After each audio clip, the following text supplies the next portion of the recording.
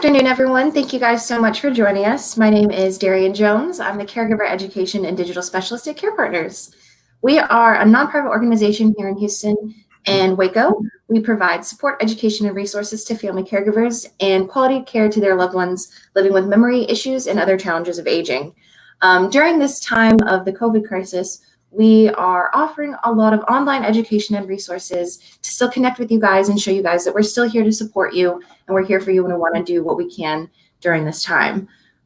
Today we have a very special guest. We have Ross Davis from Kingwood PC Repair. He's going to be sharing with us some of the different cyber scams to be on the lookout for right now. During this time as well of social distancing, Care Partners is offering a few different things online. We're doing these online live hot topic segments every day.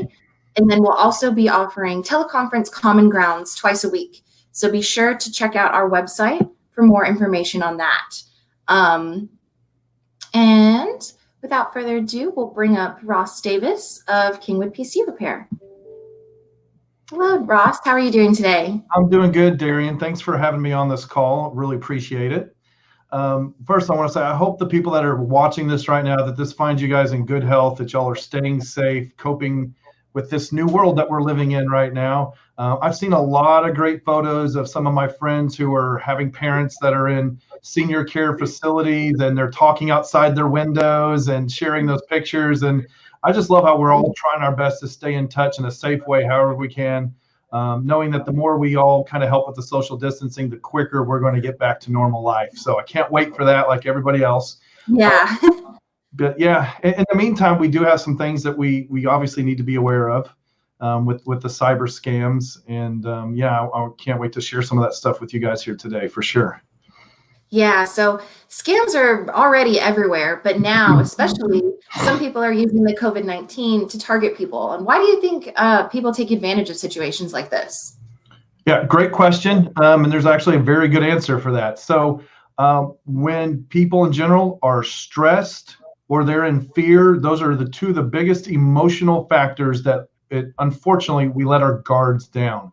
And when we're feeling stress and we're feeling fear in this panic mode, we tend to not make good decisions. I've seen a lot of people, the best example I can give, if you've ever driven in a car and you see the squirrel that's racing across the street and it gets all the way to the other side, and at the last second, it doubles back right into the middle of the road and splat, it gets hit by the car. We have a lot of people that are like that. They were on the right path, doing what they logically think is right, but then something happens and the panic and the fear steps in, and then they just make illogical decisions because, again, when we're in fear mode and we're in stress mode, we don't think clearly. And unfortunately, there's people out there that are taking advantage of this. So today I want to share with you guys some things to be aware of, things that you need to look out for. And before I get into how we're going to do that and actually have some fun with this, the first thing I want to share is probably the most important website that any of you guys need to be referencing right now. Instead of using the email links that are coming in with all the different COVID-19 subject headings and the Facebook posts, this site right here, cdc.gov, that is the single best website you can go to for reliable information from the government right now. You are not going to find hoaxes on here. You're not going to find scams and pop-ups and things that are going to ultimately deceive you. So if you want to know what's going on about this, head to this webpage. There's a lot of useful links in here. As you can see here, there's some great tips on here on how to protect yourself, what older adults are doing, why they're at high risk, and things that you can do. So it's a great resource. But now what I really want to talk about is we're going to have some fun with this. So you guys are looking at right now, it's called the FTC Scam Bingo Card. And this is something we can all play along with at home. And it's just like typical bingo. When you experience one of these things, if you've got your favorite bingo dauber, great. Daub it off, mark it off, however you want to mark that on your card that this thing was done. And then there's actually an opportunity here where if you're on Facebook, you can share it with the Federal Trade Commission.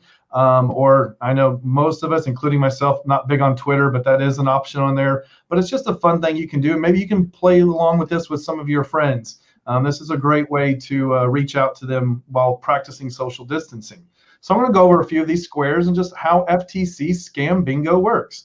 So first square there says you get a robocall, and a robocall is one of those calls that when you answer the phone, it's just an automated machine already yapping their mouth off. Those are always going to be scams. So go ahead, and as soon as you get that robocall, go ahead and check the box that says I got that one.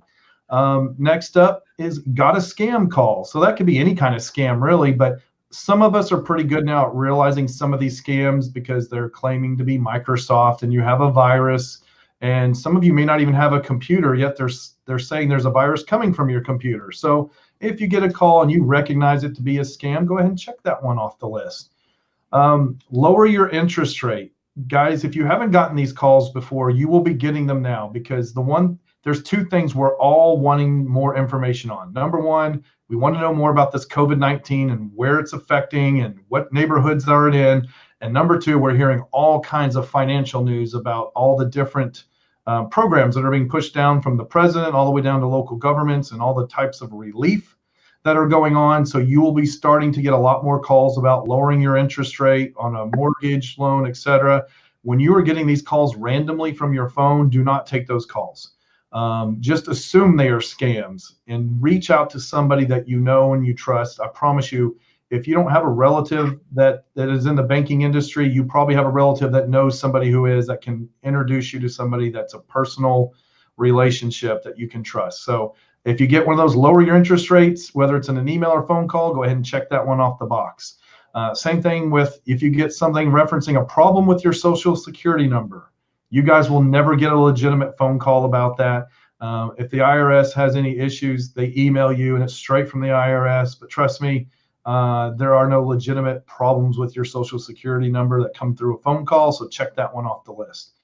COVID-19 cure. Yeah, that's not coming in a phone call. And that's not coming through an email. You'll be hearing about that worldwide when it happens. So if it's not on the news 24/7, it's probably not legit. Go ahead and delete that email and check that one off your scam bingo card. Same thing with treat COVID-19. Ignore the emails coming out with that.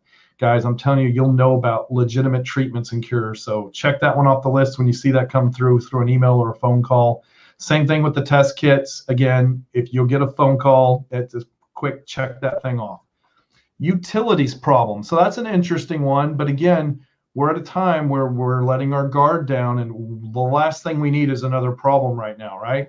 So you might get a call saying that there's something wrong with your with the water line or the gas line. Well, if you can't call that number back to verify who that is, don't take that call. And not to mention, they typically don't call you up like that anyway. So, and certainly don't ever confirm address information or phone number information, because if they're the utilities people calling you, they should already have that information anyway.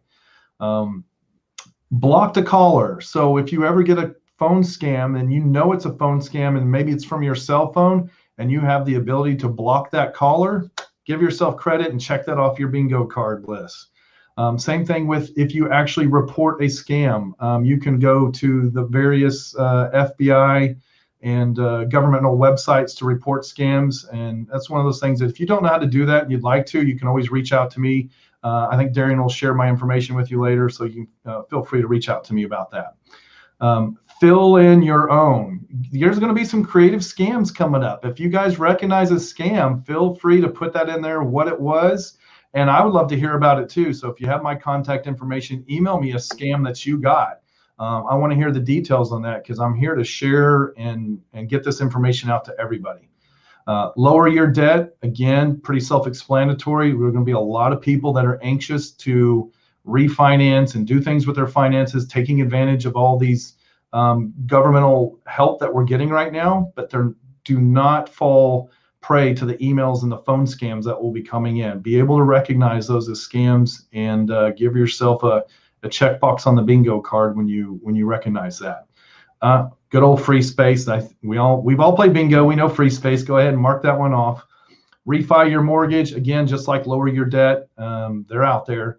Forgive student loans. You see the theme here, guys. There's a lot of financial related scams that are going to be picked up more than ever, because people are going to be so desperate. They want good news so bad. They want to believe that email. They want to believe that call. Now more than ever, you've got to be self-disciplined about this and reach out to somebody that you already know and trust. Reach out to your family members now more than ever. And if you're not sure, you can always give me a call and give me the information of who you got it from. I can quickly Google search a phone number, a company name as quickly as anybody and tell you, yeah, I think this is a scam, or no, it's not. Or more importantly, I have all kinds of people in my network that I refer to. And if you need help with whether it's Medicare or student loans, I have people that I can refer you to that I know will take good care of you. If you get a call from your own phone number, believe it or not, people have the ability to what's called spoof their phone number. So if you see a call and it's your own phone number, just go ahead and just don't even take the call. It's obviously not from you, and it's not going to be from anybody you should trust. Same thing with a call from a similar number. A lot of times they will know how to duplicate your number and maybe change it by one number. And because it's so similar, we're curious and we're like, oh, it must be, maybe that's not a scam because it's a very similar number. It is. Go ahead and just feel free to hang up on those calls. The COVID-19 phishing scam. So whenever you see the word phishing and you notice the spelling, it's phishing. That's a technical term, and it's referring to people that are trying to get information from you.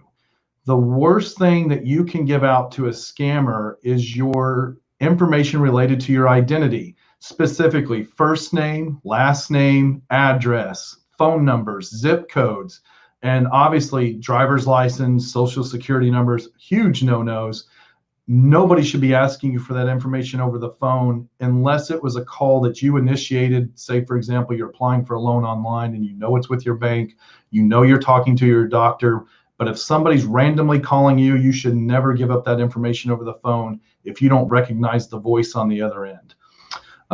Get free government money. Yeah, well, those scams will be coming out, and right now we're going to believe them because we are hearing about free money being given out, right? But do not fall for these emails and phone scams. Same thing with health insurance. Now more than ever, we are really finding out that we have good insurance or we don't. You don't want to be Google searching right now for health insurance questions. You need to reach out to your care providers, again, your family members. You can even reach out to me. I know several good people in the health insurance industry that are trusted people that I can send you to that you won't get scammed.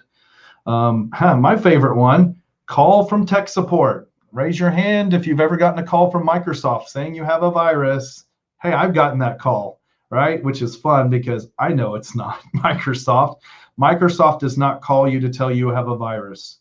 Neither does Best Buy. Neither does a lot of these other places that they claim to be. Nobody's going to call you randomly and telling you have a virus. So just keep that in mind. And if you're ever not sure, call your IT person that you go to, that the person you do trust. That's who you want to be talking to if you have concerns. And of course, anything that's pressure to act now, I don't care what they're trying to sell you or ask for information on. If it's anything that's they're trying to pressure you, it needs to be done now, just hang up the phone. And then there's that call from scam likely. So maybe you see this on your phones now. I see it on my cell phones now where actually AT&T will tell you possible scam. I hang up on those right away. So if you do that, go ahead and check that one off your bingo card. Hung up on a robocall. So if you get a robocall and you actually hang up on them, hey, give yourself, that's actually 2 squares. Upper left-hand corner because you got the call, and now you can check this one off because you hung up on them. Good job. And then there's one more, fill in your own, meaning you've got one that maybe didn't show up on here. So anyway, that's our fun with how you can do bingo scamming. So hope you guys enjoyed that. And it's a fun way to kind of be aware of all the scams that are out there. And who doesn't like a good game of bingo, right? So I hope you guys enjoyed that. And I'm glad I was able to share some of that with you guys today. Thank you so much, Ross. That was some really great information and a really fun way to do it too. We'll have all of this up on our website later today, so be sure to check out carepartnerstexas.org. And as you said earlier, yes, people, if they want to contact Ross, he's at kingwoodit.com, or you can call this number on the screen. So I guess we'll take a look at the comment section really quick. We had one question, and it was, can you define phishing one more time just for those who may not understand the lingo? Yes, so phishing refers to people that either they're emailing you or they're calling you and they're asking for more information about your personal identity, or maybe it's about your bank account, savings account, any information that they can give that can lead to identity theft. They love doing that, and it's called a phishing scam. So they may say, hey, I'm the IRS and I need to confirm your social security number so we can get your tax return back to you promptly. We saw that you already applied. Well, guess what? Probably 50% of the people that are getting calls right now have already submitted their IRS request. So it makes sense. Well, if they knew that, of course, this is the IRS. No, the IRS does not call you for that. So again, anything that involves people asking for personal identification information, that's what we mean when we say they're phishing. They're trying to fish in some data from you that they can use to exploit you in other ways down the road. Got it. Thank you again. And then this last question, we'll leave it with this. If you could give these family caregivers one piece of advice to avoid becoming a victim of scams, what would it be? Yes. So reach out to your family members. The people that you trust the most, those are the people you need to rely on more than anything. So if you think you might be scammed or you're not even sure, please call a loved one that you know. Maybe it's your neighbors, just anybody that you trust, somebody that's at your church, and share with them what's going on and say, hey, I don't know if I'm being scammed, or if this is my doctor, what should I do? Reach out to those people. They're there to help you. And trust me, I've heard we all want to help as many people as possible right now. So rely on people for help that you trust and know. Great advice. Just thank you again so much for being here. We really appreciate you sharing this really important information. Thank you again. Yeah. All right. Thank you, Darian. And thank you guys for joining us once again. My name is Darian Jones with Care Partners. We will be updating you guys with these hot topic segments every day, so be sure to follow us on Facebook and our YouTube channel as well. Tomorrow morning, we'll have a very special guest, Kimberly Hegwood from Hegwood Law Group. She's an elder law attorney. She's going to be here to talk to us about medical and statutory durable POAs. And she'll be available to answer all of your elder law questions. The other guest we have tomorrow will be bringing back Karen Pettit, the Care Partners Coordinator. She's going to be continuing her discussion on meaningful communication with people with dementia. We're really doing our best to connect with you guys and bring you important information. So if there's any topics that you guys want to hear about, definitely comment below and let us know. Just thank you guys so much and have a great rest of your day.